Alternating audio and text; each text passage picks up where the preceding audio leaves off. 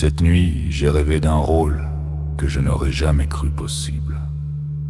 Un poste fragile, instable, presque inaccessible.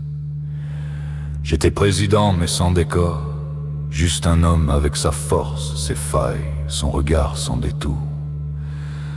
Et je me disais, si je portais la nation, je suivrais la voie des gens, pas celle des salons.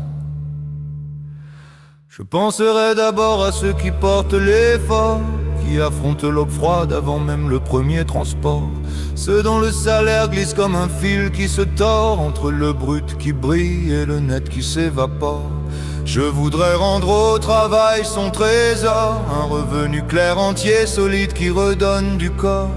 Une ligne de plus, un souffle plus fort, un geste simple, juste, sans détour ni décor.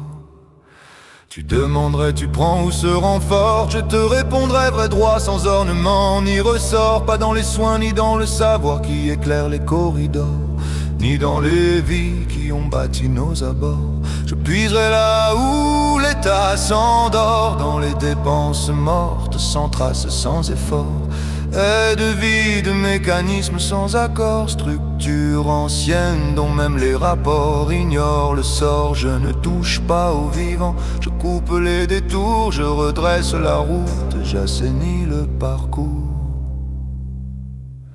Je ne suis ni diplômé de tour d'ivoire, ni forgé par les écoles où l'on apprend à croire qu'on vaut plus que la foule qui nourrit les couloirs. Mais je sens quand un système dérive vers le noir, je fixe un cap que d'autres pourront asseoir, des mains expertes pour renforcer l'espoir.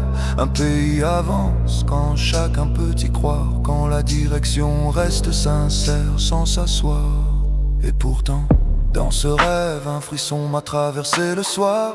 Je ne voudrais pas porter ce pouvoir, car ici unir les opposés peut te valoir la foudre de ceux qui tiennent les miroirs. Rassembler agriculteurs, lobby, territoire, c'est marcher sur une crête où personne ne veut te voir. Un président qui sert l'humain plus que le couloir devient vite une cible sous le regard.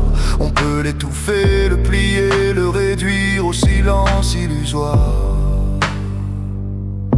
Je n'ai pas peur du vrai, les mensonges déçoivent et dévorent.